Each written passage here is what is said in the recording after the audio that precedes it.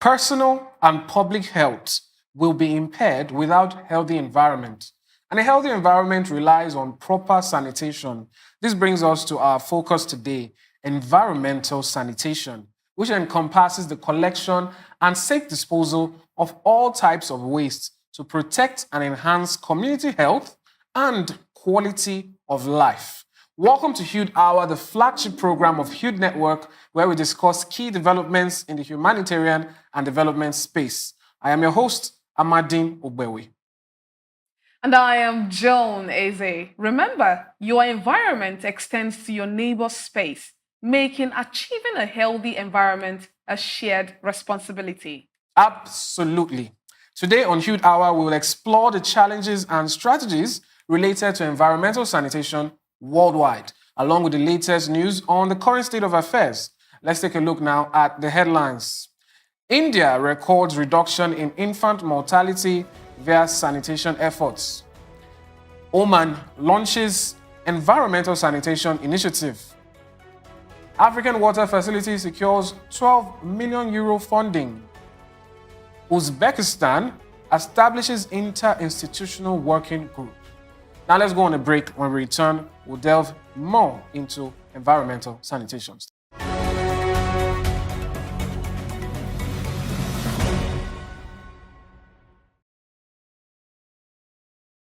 According to United Nations Children's Fund, that's UNICEF, billions of people lack access to safe drinking water, sanitation, and hygiene.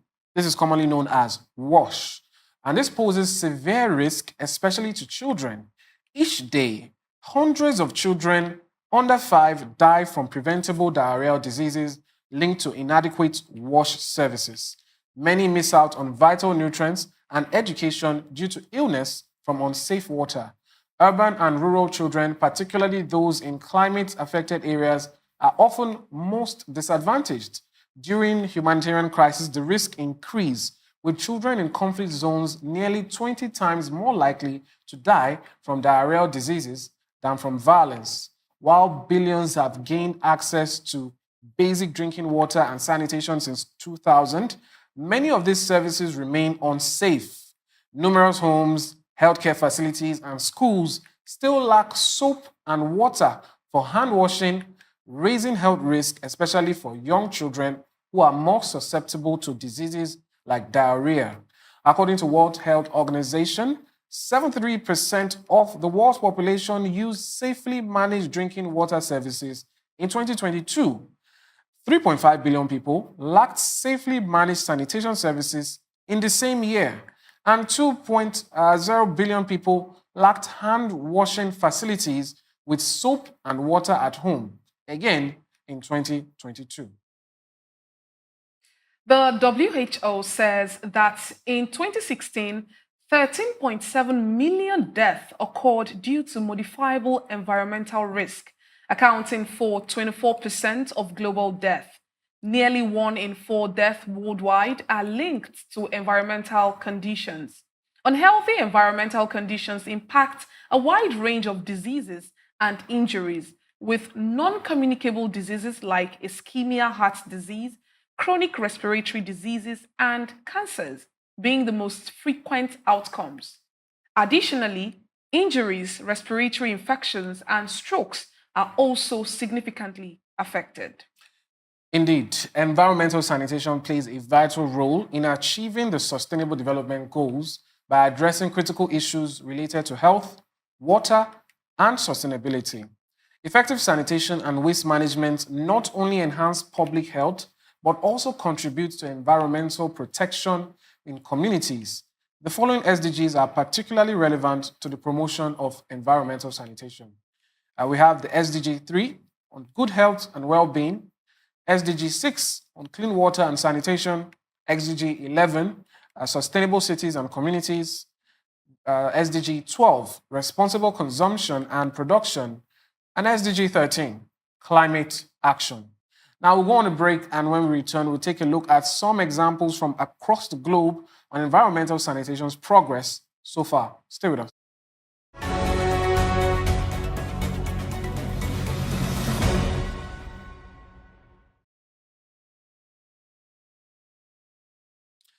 Welcome back. This is still Hude Hour on Hude Network. And let's go straight into our news items.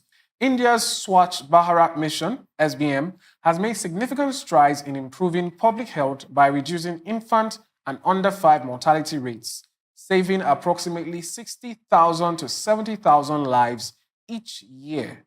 A recent study published in Nature underscores the mission's success, revealing that villages with full toilet access show less contamination in soil and groundwater compared to those without complete sanitation coverage. Launched on October 2, 2014 by Prime Minister Narendra Modi, the SBM aims to eliminate open defecation by promoting the construction of household toilets. To date, the mission has successfully built over 117 million toilets, benefiting more than 500 million people across 630,000 villages. The findings of the study emphasize the critical role of sanitation in improving child health and reducing mortality rates. It advocates, for the continuation of sanitation programs as essential components of public health strategies. The research highlights the need to sustain behavioral changes and ensure that toilets are used effectively to maximize health benefits. As India celebrated Cleanliness in Service 2024 from September 17 to October 2, the SBM continued to advance Sustainable Development Goal 6, which focuses on providing equitable sanitation access, particularly for women and girls. The mission is viewed as a crucial initiative in promoting overall health and environmental safety across the country.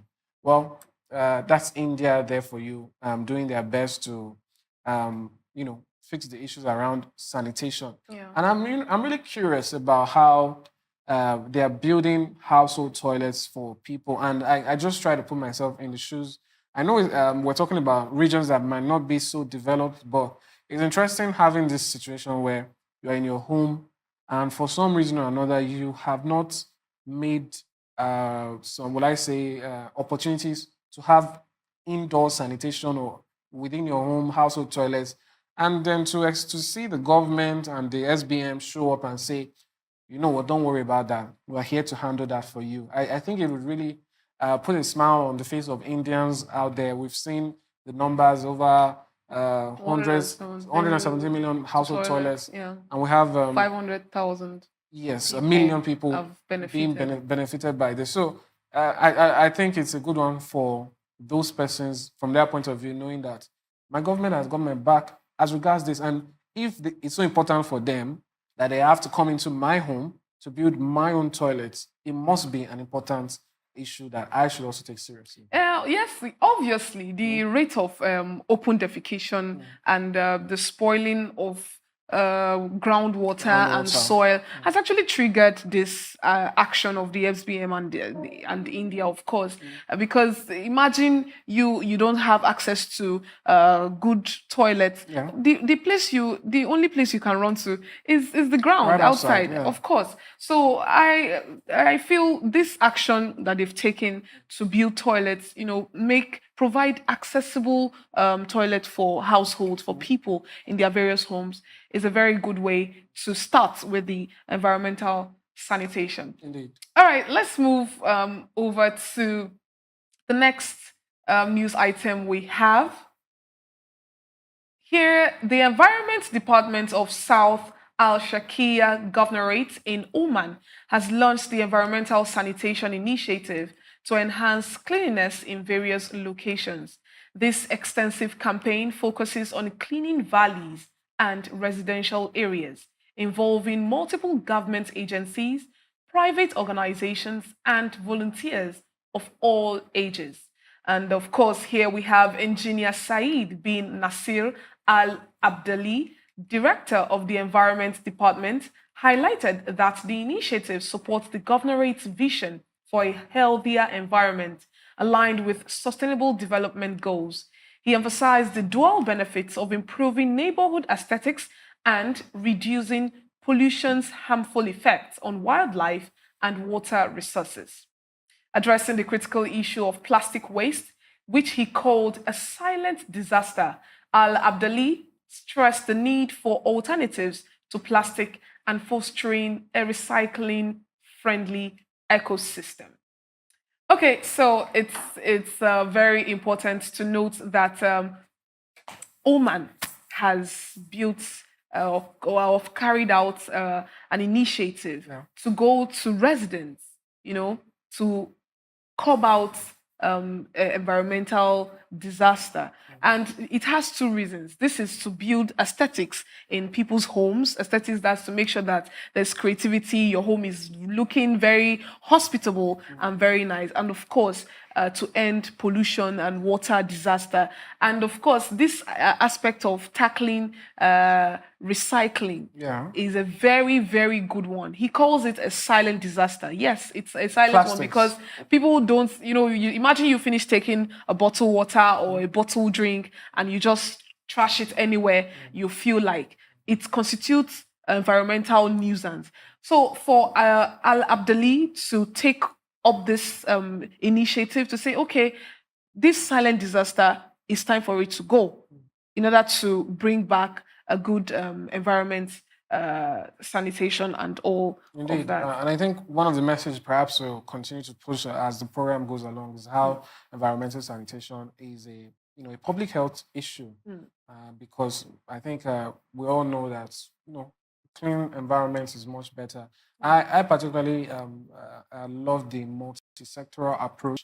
And like the involvement of private organizations. Yes, indeed. It's basically calling everyone to come in. And there's also this aspect of sensitization, trying to get the people to know the things that they should. So it's a good one from Oman. And I think that, again, the fact that such an initiative has been launched shows the importance that a government places on it. And perhaps in the long run, it will scale to the people that, millions of dollars or whatever currency that each country might be using, being poured into these means that it should be taken seriously.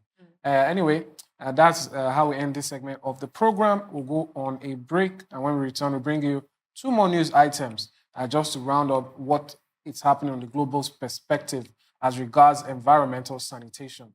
After that, we'll be joined by our guest to do justice to the matter. Stay with us. We'll be right back.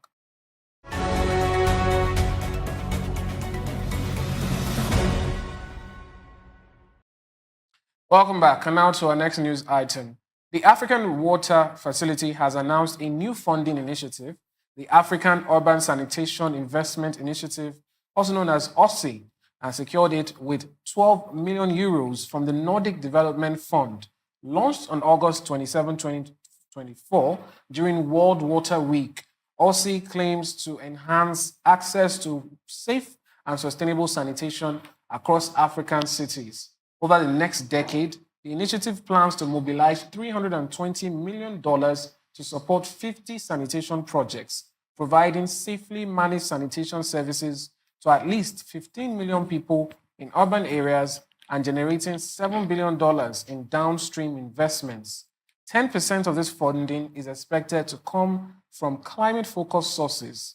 The coordinator of the African Water Facility expressed hope for further partnerships to support this initiative, which aims to ensure inclusive access to sanitation and spur development across the continent. The managing director of the Nordic Development Fund emphasized the urgent need for innovative solutions to address Africa's sanitation crisis, particularly as urban population grow and climate challenges escalate. I think the theme of our news item so far is preparation for sanitation and preparation so that things don't get worse and things get better. Where with OSSI is trying to target climate change affecting or exacerbating some of these issues. And on the flip side, trying to ensure inclusivity in environmental sanitation efforts, because when it all comes to the development and humanitarian space, the attempt is always to try and put it to the lowest rung of the society, people who are often marginalized and forgotten. So I think this is the part where people might call the boring aspect of things, but the truth is that you can't do anything without funding. And it's good to see that this funding is being proposed for innovative ideas of environmental sanitation. And that's what I'm concerned about. I hope to see what that looks like. What does it look like to be innovative about environmental sanitation? Well, we'll find out, like OSSI is doing. Yeah, Aussie is really, really going to do something very good because I've actually researched about Aussie and I've seen that they really, really carry out very good um, exercise in making sure that environmental sanitation is very, very good. And for the aspect of funding, they actually help to give out money to countries, right, to help in the environmental sanitation exercise. So, well, kudos to them. And I look for, just like what you said, I look forward to seeing how their environment will transform with the presence of Aussie. Okay, so let's move to the next new item we have. Um, Uzbekistan, the most populous country in Central Asia with approximately 35 million residents, is addressing critical water stress and inefficient water usage amidst its growing mining industry, a major producer of gold and uranium. As the mining sector expands, concerns over environmental and health risk, particularly water pollution from tailings management, have intensified. In response, Uzbekistan launched the Interinstitutional Working Group, IIWG, aimed at preventing water pollution and ensuring tailings safety. The group convened for its first time meeting today as part of a project to enhance water and sanitation management in the face of climate change, funded by the Swiss Agency for Development and Cooperation and implemented under the UNECE WHO Europe Protocol on Water and Health. Okay, so Mr. Iskander, Deputy Minister of Ecology, emphasized the importance of water quality and health, urging IIWG members to collaborate and share knowledge. The working group, formed in July 2024, includes representatives from various ministries focused on water resources, sanitation, industrial safety, and disaster risk reduction.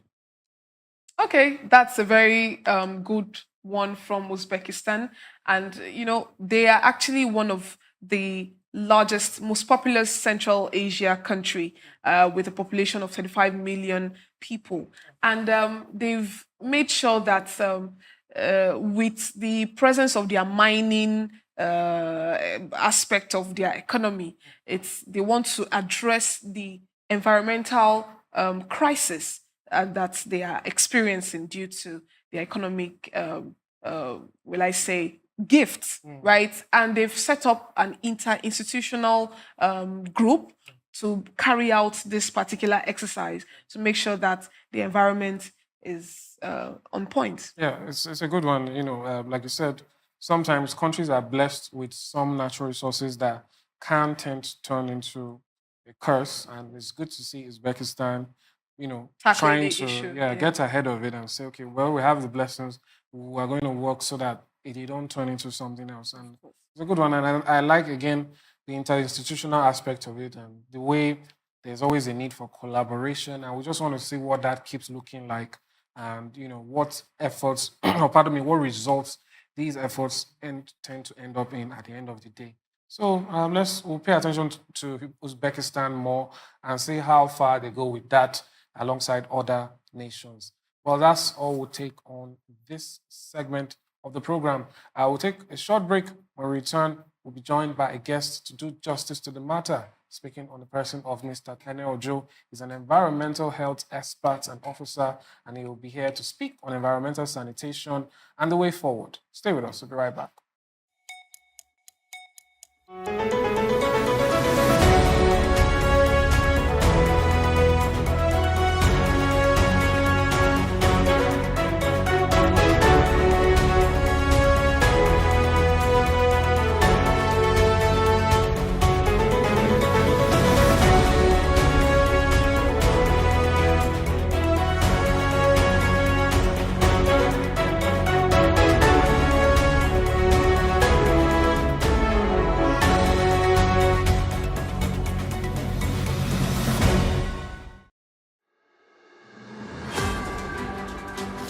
Every day, Amazing stories of hope and tenacity unfold across the globe. On Hued Hour, we dive into these inspiring tales and discuss the vital work being done in the humanitarian and development space.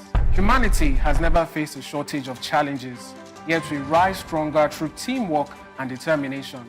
Though these remedies are often underreported, on Hued Hour, we advocate sustainable solutions. We bring you the latest and most impactful news on how lives are being changed.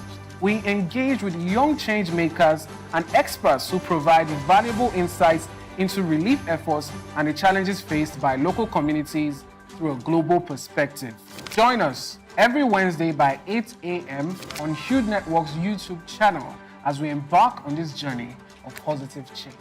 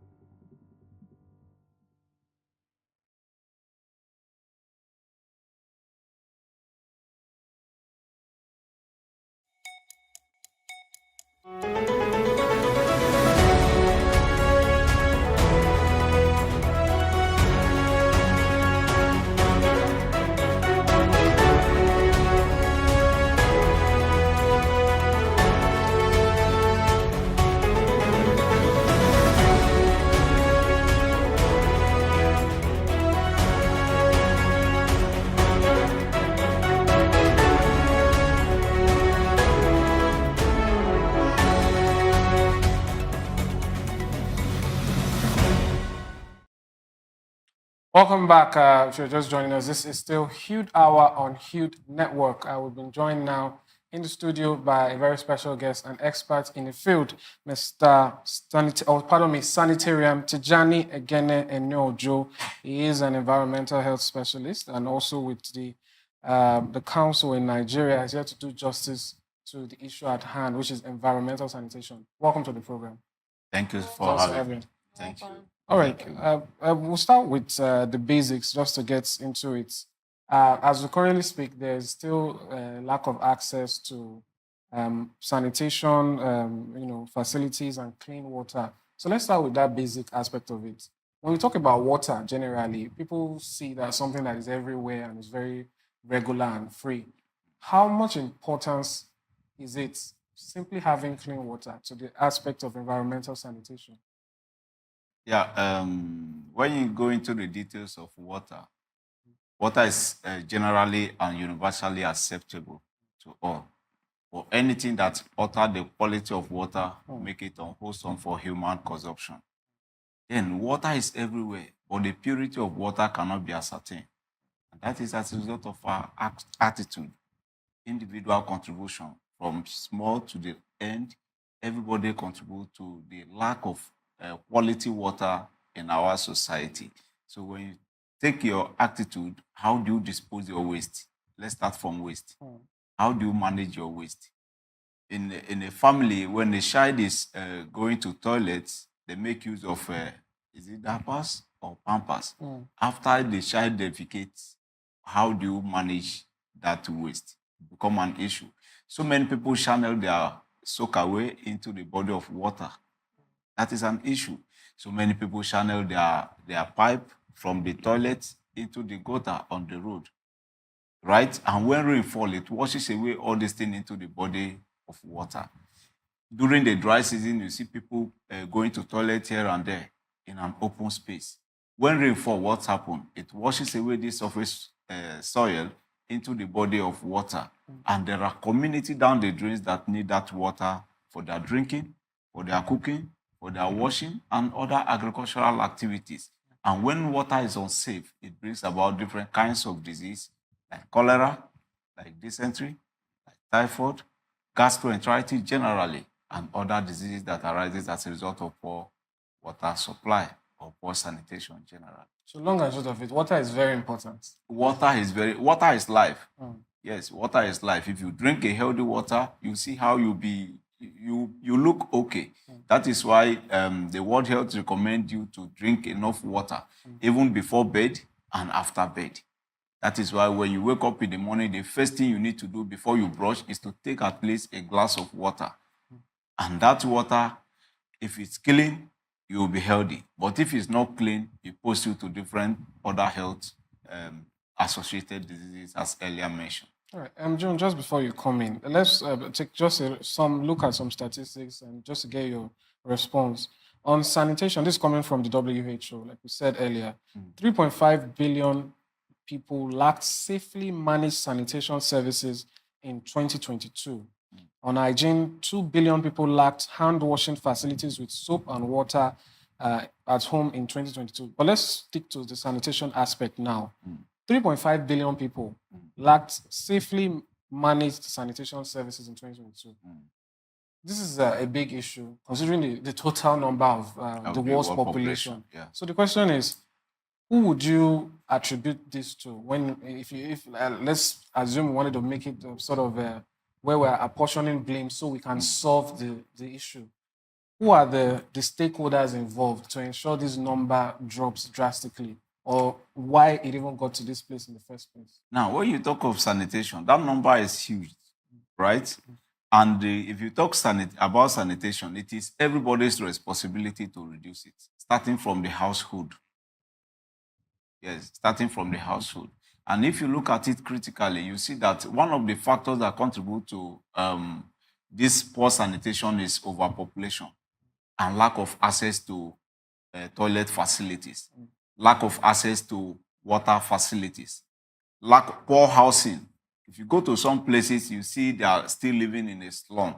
And those kind of people, they do not have enough resources to feed themselves. Then how do you expect them to build toilet facility for themselves? And so many people, out of ignorance, prefer to go into the bush to defecate. If we provide toilet facilities, they will not make use of it. And some traditionally, right, or religiously, prefer that, okay, a male and female supposed not to go into the same toilet facilities. That is for their own spiritual belief. So if you look at this thing, these are factors. The first thing to do is to change the orientation of the population. Educate them, enlighten them, just like what we are doing now. It is my responsibility to enlighten the community, to enlighten the rural people, to enlighten the urban setting on what is ought to be done. And once that is done, who monitor them? We also go back there to educate them, to monitor them that what we came to tell them in the first place has been corrected. And if it's not corrected, there are backup legal procedures that we will have to take it to force them to do it, or we do it by ourselves and force you to pay for the service rendered. Oh, okay. You said something about you telling people, you see people doing it back again, like the whole back and forth. You tell people not to do this and they prefer the open defecation and all that. For 13 years and above, you've been an environmental officer and you've gone for inspection. You've tried to implement what your job description is all about. How has it been? How has the journey been so far for you? And how have you really implemented environmental sanitation in the mind of the people? Yes, just like you rightly said, it is very difficult to control human than animal, right? And what we do is to continue talking. Yes, we continue doing the talking. And then one thing that is very, very critical for us to achieve this is thorough enforcement. People need to be forced to do the right thing. Otherwise, what you need to do to protect yourself, to protect your children, to protect the society, you are claiming right on it. From my experience so far, people are difficult to change. Yes, people are difficult to change because when you go to a premises and say, oh, you don't have a toilet or you have a toilet facility but it's poorly managed, they will agree with you to do it. But once you go and come back for a revisit, the same problem remains. And if you take that person to court for court process, they say you are wicked. You don't like his progress. Is this wickedness on my part or wickedness on your part by threatening the health of the public for not doing the right thing? So people need to change their orientation. So far, sorry to cut you short. So far, have there been any set of people that have imbibed this culture of environmental sanitation when you've implemented this, or everybody is proving stubborn? It is not everybody. There are communities that we have set up so many activities, like monthly sanitation. We even make it mandatory for them to do it. right? And there are people that are monitor the exercise every month. And that's between the hour of 8 to 10, nobody opens their shop. And I can bet you can go to Karamajiji within the area, municipal area council along Lugbe Road. Every last Saturday of the month, you go there and do your finding. Everybody lock their shop and come out to do this sanitation because it has become part of them. And then we use the influence of the local chief. Because if you cannot obey your chief, automatically you cannot obey anybody. And the chief has the power or authority to punish you within the community. That is what we do. So you've mentioned one of the persons or stakeholders that's very important to this, which is that the local chiefs, particularly because it's an issue that mostly affects developing nations. But taking it back to a global scale, who are the other stakeholders? We've identified the people themselves. I think we've identified local or traditional rulers. You know, what's the government's role in this? Bodies like the WHO, the UN. You know, what are the expectations for environmental sanitation to happen with assistance or help or under the responsibility of these people? To use Nigeria as an instance, we have the Ministry of Water Resources, we have the Ministry of Environment, we have the Ministry of Health. So, how do these come together to achieve what we are all preaching for here? Currently, there's a one-man health policy, right, that brings about all other health bodies into one umbrella, where a medical doctor will be there, environmental health, pharmacist council, radiographer, laboratory science, and health records. All of them have under one umbrella to make sure that the health of the public is well protected. Now, coming to the responsibility or the rules of government. Government plays so many critical roles in bringing the sanitation to our doorsteps. One of it is policy. Government enacts or brings policies that will bring about changes in the mindset, changes in our thinking, changing in the environmental setting. And we have one national policy on sanitation in 2005, 2007, as was reviewed in 2017, right, which is there to guide us on the way forward. Then government brings law. There is a National Environmental Health Practice Regulation as amended in 2016 that guide the practice of environmental health. And then, if you look at it, if you look at the body of the law, the sole responsibility of cleanliness and sanitation lies in the hands of the area councils. And in all the area councils, we have the head of department, right? Is there any of this that we can, will I say, successfully copy or imbibe from the developed nations, pardon me, because for the most part, they've solved a lot of these issues? Yes, everything I'm telling you is a kind of developed from what other countries have done, like US, UK, and World Health Organization. That is why every year you hear, like June 28th this year was National Environmental Sanitation Day, which we all celebrated, right? We visited a community in Pue, then ended up at a Shika community along Lugbe Road, where we gather communities to sensitize them and enlighten them under the supervision of the Minister of State for Environment, Ishaku Shola.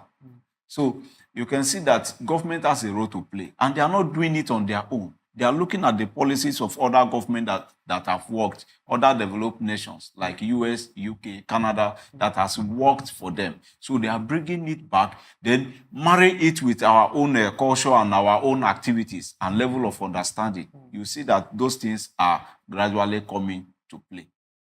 Yeah, fair enough. To talk about the issue of solutions now, and recently, we've had climate issues. In fact, later on in the program, we'll talk about how some verified voices are saying that environmental sanitation is even more of a problem, and either it's a chicken and the egg situation.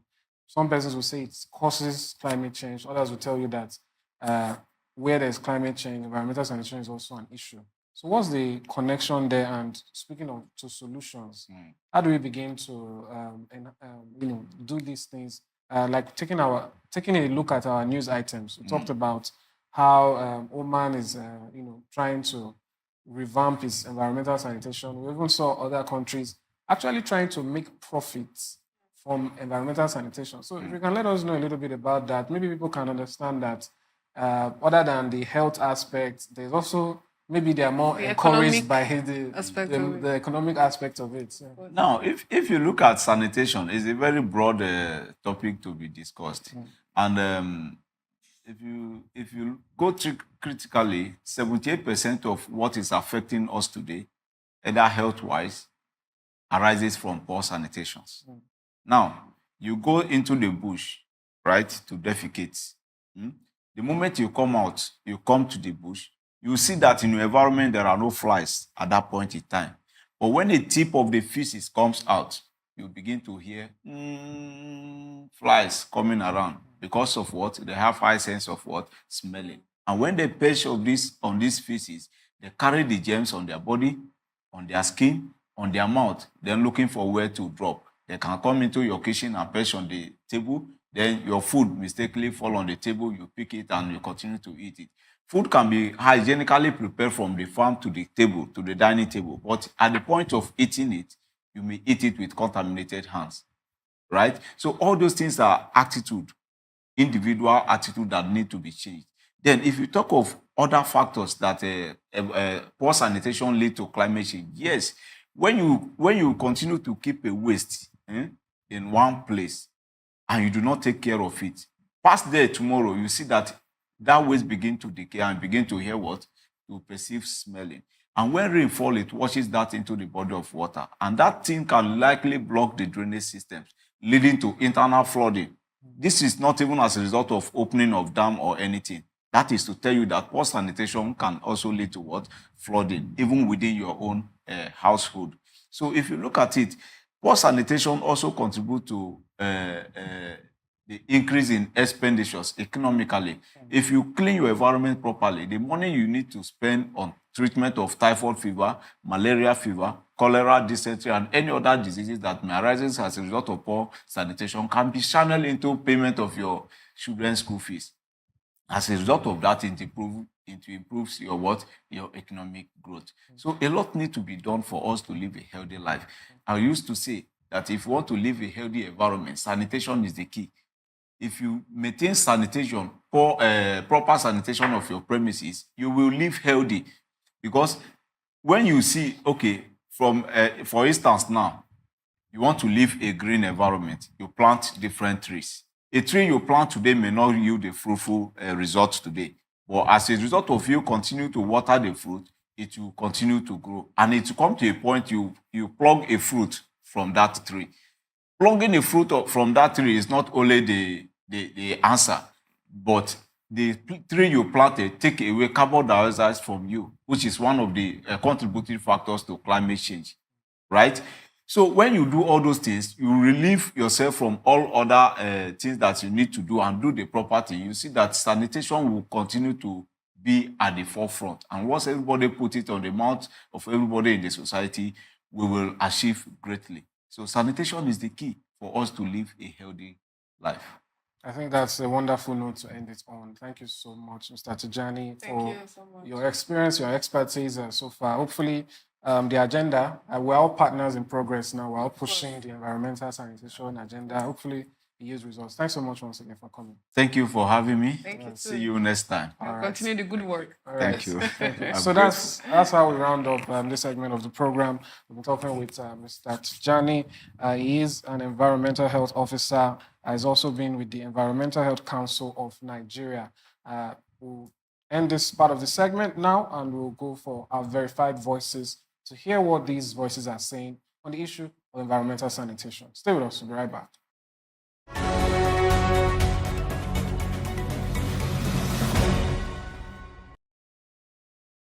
Welcome back. This is still Hude Hour on the Hude Network, and we're still discussing the issue of environmental sanitation. On this segment, this is Verified Voices. We'll be taking a look at what the voices are saying as regards environmental sanitation. Without further ado, let's take a look at our first one of the day, and that's from the United Nations. From the United Nations, there we have that Democratic Republic of the Congo, escalating violence is severely depriving millions of children of their fundamental rights, from access to clean water and sanitation to education. UNICEF is stepping up efforts to protect their well-being and future. It's a very simple one there. This is the intersection. We've discussed a lot of intersections today and the different SDGs. This one in particular is about, the children, access to education, water, sanitation, and things that are being deprived of because of, escalating violence, as we've seen on from what the UN is saying. So that's an aspect of, ensuring peace or failure to ensure peace, also leading to lack of water, education, and so on. And like we've carefully dissected on the program here, sanitation is very important, and these kids are being deprived of so much. Well, we hope for a very, very good one. Let's move to the next verified voices that we have. This is from United Nations and it says clean water is a right, not a privilege. Yet billions of people lack access to safe drinking water and sanitation. And the climate emergency is making things worse.